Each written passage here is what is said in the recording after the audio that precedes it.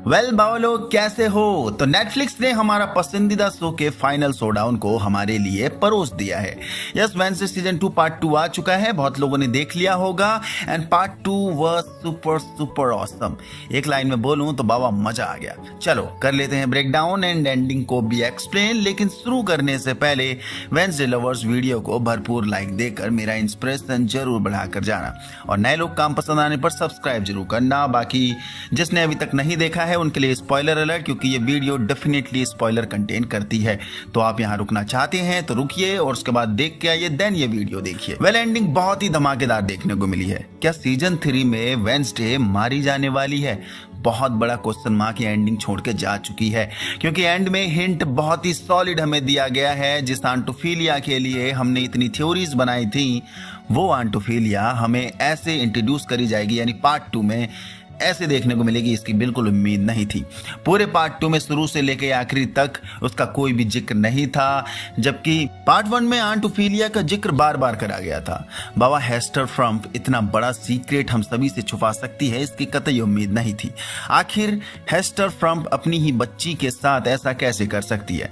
जहां हम एक दिन भी अपने रूम में कैद नहीं हो सकते, अपनी ही बिटिया को 30 साल तक कैद करके रखना, एक माँ को ऐसी कौन सी मजबूरी आ गई जो अपनी बेटी के लिए इतनी पत्थर दिल होना पड़ा उसे? और यही बात अगर वेडनेसडे एंड मोटिसिया को पता चलेगी तो ये दोनों हेस्टर फ्रम्प का क्या करेंगे?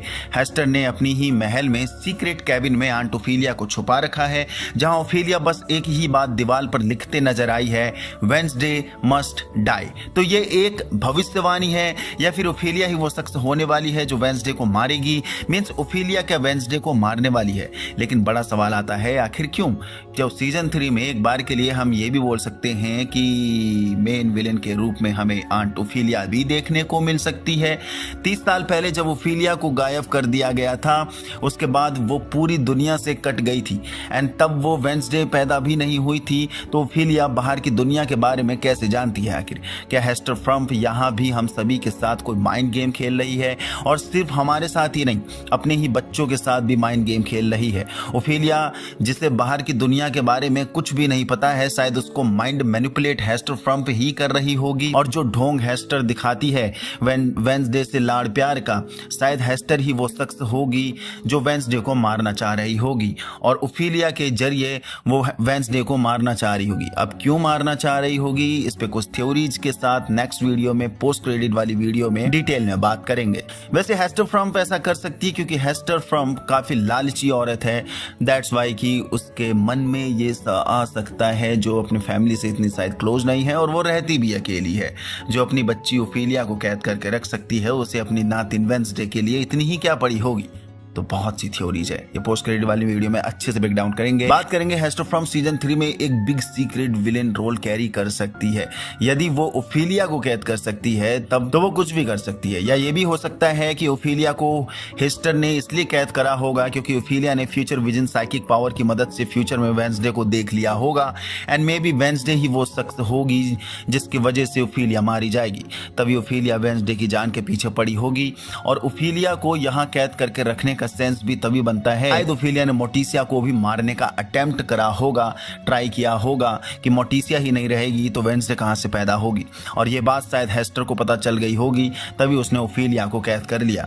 तो हेस्टर फ्रम्प एंड ओफिलिया के ऊपर और डिटेल में नेक्स्ट वीडियो में बात करेंगे फ्यूचर प्रेडिक्शन थ्योरीज के साथ। ये थी एंडिंग एक्सप्लेन के लिए एंड हम देखते हैं वेडनेसडे अंकल फेस्टर के साथ इनिट को ढूंढने निकल गई है, जो कि फुल मून नाइट में कंप्लीटली वेयरवुल्फ में कन्वर्ट हो चुकी है एंड वो दोबारा कभी इंसान नहीं बनेगी। लेकिन वेडनेसडे का वादा रहा है इनिट को कि वो उसे वापस लाएगी, उसे ठीक करके ही दम लेगी। तो उसको खोजने अपनी वेडनेसडे बिटिया फिलहाल चली गई है।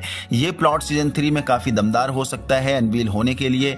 देखने लायक बात होगी कि वेडनेसडे आखिर कैसे इनिट को दोबारा से इंसान बनाएगी, क्योंकि शो में साफ कहा गया है कि इनिट एक अल्फा है और अल्फा काफी खूंखार होते हैं, जो एक बार कन्वर्ट हो जाते हैं तब दोबारा इंसान नहीं बनते हैं। लेकिन आंटोफिलिया की राइटिंग नोट्स की बुक अपनी वेडनेसडे बिटिया को मिल चुकी है, जहां से वो अपनी साइकिक पावर वापस जरूर लेकर आएगी। ऑल्सो ओफिलिया की कुछ पावर्स भी गेन करेगी उस नोट्स के जरिए जो ओफिलिया ने खुद लिखे थे या उनको प्रैक्टिस करती थी। तो हो सकता है कि कुछ नुस्खे लगाकर जरूर वो यूनिट को ठीक कर लेगी। बाकी वेंसडे का कैरेक्टर पार्ट 2 में भी काफी औसम रहा है, दमदार रहा है। वही मिस्ट्री सॉल्विंग एटीट्यूड कैरी करते हुए बड़ी बड़ी गुत्थियों को पार्ट 2 में भी सॉल्व कर रही है। नाउ अब कुछ मेजर प्लॉट्स पर नजर मार लेते हैं। द मिस्टीरियस लेडी, जिसे पार्ट 1 के एंड में इंट्रोड्यूस करा गया था, जिसके लिए काफी थ्योरीज भी यही लगाई जा रही थी कि यही आंट ओफिलिया होगी, लेकिन एक थ्योरी ये भी थी कि ये टाइलर की मॉम भी हो सकती है। यस, फ्रैंकोइस टाइलर की मॉम निकली, जिसकी डेथ को छुपाया गया था अपने टाइलर के बाप कैल्पिन के द्वारा। फ्रैंकोइस का कैरेक्टर काफी सॉलिड रहा है, अपने बेटे टाइलर को एक स्ट्रिक्ट मॉम की तरह ट्रीट कर रही है, जैसे टाइलर एक बिगड़ा हुआ बच्चा है। बट टाइलर की मॉम अपने हाइड सांप से जूझ कर मर भी रही थी। एंड फ्रैंकोइस अपने बेटे टाइलर के लिए भी यही अंत नहीं चाह रही थी। दैट्स वाई फ्रैंकोइस का टाइलर के लिए इतना रूड बिहेवियर देखने को मिला। उसे ठीक करने का मकसद भी दिखा, जो अपने भाई आइजैक के साथ वो ठीक भी कर रही थी। एंड बाबा, 2 हाइड एक साथ देखकर मजा आया है। एंड क्लाइमैक्स पार्ट, टाइलर और उसकी मॉम का लड़ना, काफी ब्रूटल फाइट थी वो। जैसा कि हमने स्टार्टिंग में ही इंट्रोड्यूस करा गया था कि मादा हाइड काफी पावरफुल होती है मेल हाइड से।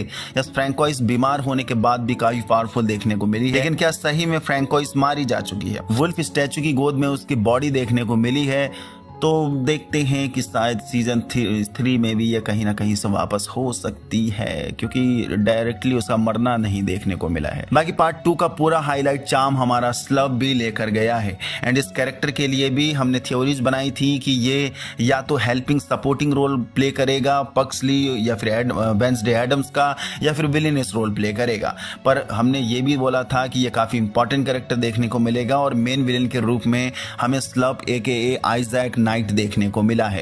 यस, वेंसडे फैमिली के अभी बहुत से काले राज खुलने बाकी हैं, क्योंकि ये बात तो सभी से छुपाई गई थी कि स्लब आखिर कैसे मरा था, जबकि गोमेज एंड मोटिसिया ने मिलकर ही स्लब को मारा था, मींस आइजैक को मारा था। एंड इत्तेफाक देखो, गोमेज के बेटे पक्सली ने ही उसे दोबारा से जिंदा किया है। जिस आइजैक की मौत गोमेज की इलेक्ट्रिक पावर छीनने की वजह से हुई थी, उस आइजैक को उसी इलेक्ट्रिक पावर की वजह से दोबारा से जिंदा करा गया है पक्सली के द्वारा। सॉलिड राइटिंग थी इस प्लॉट की। मोटिसिया और गोमेज, हर बड़े राज के पीछे इनका ही हाथ हमें देखने को मिला है अभी तक।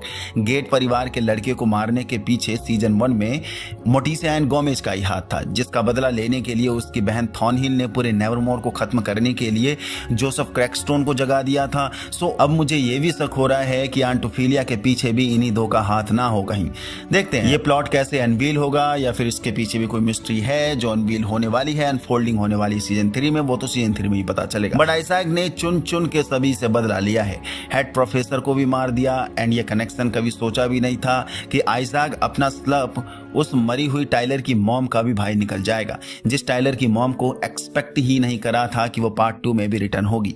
अमेजिंग राइटिंग थी। और आइजैक का अपनी बहन के लिए वो प्यार देखना, वो प्यार जगाना, जहां हमें पता चला कि लोइस प्रोजेक्ट में जो मशीन इस्तेमाल करी जा रही थी वो सब आइजैक ने ही बनाई थी, जिसके लिए हमने पहले भी बात करी थी फ्यूचर प्रेडिक्शन वीडियोज में थ्योरीज के साथ, कि मे बी जो भी ये मशीन थी वो शायद इसी ने बनाई थी, और स्टोन हर्स्ट ने इससे छीन लिया था। और हम सभी यही मान के चल रहे थे कि स्टोन हर्स्ट ने ही आइजैक को मारा था। आउटकास्ट को नॉर्मल ह्यूमन बनाने के लिए आइजैक ने ये मशीन बनाई थी। खासकर आइजैक ने अपनी बहन फ्रैंकोइस को नॉर्मल ह्यूमन बनाने के लिए ये मशीन्स बनाई थी, जो जिंदा होने के तुरंत बाद सीधे अपनी बहन को ढूंढते हुए उसके पास आया और अपनी बहन से किया वादा पूरा कर रहा था, उसे हाइड से नॉर्मल ह्यूमन बना रहा था। बट एक मिस्ट्री जो हम सभी से मेकर्स ने छुपा रखी थी, जिसके बारे में हम भी जानना चाहते थे कि थिंग कहां से और कैसे आया था। वो थिंग आइजैक का ही हाथ था। एंड थिंग की लॉयल्टी देखकर मजा आया।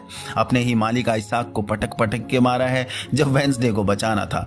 वेंसडे यूनिवर्स में एक कटा हुआ हाथ जिसका नाम थिंग है, वो इतना इंपॉर्टेंट कैरेक्टर हो जाएगा किसी ने नहीं सोचा था, क्योंकि जब थिंग आइजैक से दोबारा ज्वाइन हो चुका था तब हमें बुरा भी लग रहा था। उसके बाद जब आइजैक मारा गया तब एक बार के लिए लगा कि शायद थिंग भी अब मारा जाएगा, क्योंकि वो भी तो उस बॉडी का ही पार्ट था। बट थिंग को दोबारा से अलाइव देखकर जरूर अच्छा लगा है। तो आप समझ रहे हो, मोटिसिया और गोमेज को हमेशा से ही उसकी डार्क रियलिटी मालूम थी। बात वही आ जाती है कि एडम फैमिली के बहुत से राज हैं ऐसे जो अभी भी अनफोल्ड नहीं हुए हैं, मिस्ट्री एंगल में ही कहीं ना कहीं छुपे रह गए हैं। तो सीजन 3 में ये राज और भी खुलने वाले हैं। बाकी इस बार इनिड एंड एग्नेस को कॉम्बो देखकर भाई मजा आया है। एग्नेस के लिए खैर हम काफी थ्योरीज बना रहे थे कि ये विलेनियस रोल प्ले कर सकती है, बट एग्नेस खुद को प्रूव करने के लिए वेंसडे के करीब जाने के लिए बहुत एफर्ट मारते दिखी है। ऐसी बड़ी बड़ी मिस्ट्री को सॉल्व करा है। एग्नेस की वजह से बहुत सी मिस्ट्री भी सॉल्व हुई है। ऑल्सो इनिड जो उसे चिड़ी रहती थी, अब इनिड भी एज फ्रेंड एग्नेस को एक्सेप्ट कर चुकी है। सबसे ज्यादा मजा तो तब आया था जब इनिड एंड वेंसडे की सोल आपस में इंटरचेंज हो गई थी एंड उसी दौरान the legendary singer Lady Gaga भी देखने को मिली थी रोजलिन रॉटवुड के रूप में। जो मैं मान रहा हूं या कहीं ना कहीं हिंट मिल रहा है कि सिर्फ यहीं तक लेडी गागा का रोल नहीं था। सीजन 3 में भी हमें रोजलिन रॉटवुड के रूप में लेडी गागा एक बिग स्केल के रूप में देखने को मिल सकती है। बैरी डॉट का कैरेक्टर जो हमें थ्योरीज बनाई थी कि एक विलेनियस रोल प्ले कर सकता है, एंड ये भी थ्योरीज बनाई थी कि वो जो भी डोनेशन इकट्ठा कर रहा है वो सिर्फ अपने लिए ही कर रहा है, और वही देखने को मिला। बैरी डॉट नेवरमोर की आड़ में सिर्फ अपने ही खजाने भर रहा था। वैसे सॉलिड कैरेक्टर था ये भी, लेकिन उतना इम्पैक्टफुल फिनिशिंग नहीं दे पाया, क्योंकि जैसे ही ये मरा हम सब की नजरों से भी ये ओझल हो गया, इग्नोर हो गया। तो ये था ब्रेकडाउन वेडनेसडे सीजन 2 पार्ट 2 के लिए। यस, मैं लेट हो चुका हूं, उसके लिए सॉरी। अभी इसके आगे और भी फ्यूचर थ्योरीज वीडियोज आएंगी, क्योंकि बहुत सी डिटेल अभी इसमें छुपी हुई है जिसे अनफोल्ड करना, जिन्हें ब्रेक डाउन करना जरूर बनता है। यहाँ तक पहुंच गए तो आपको वीडियो पसंद आए तो लाइक कर दीजिए, नहीं हो तो चैनल को सब्सक्राइब कर दीजिए।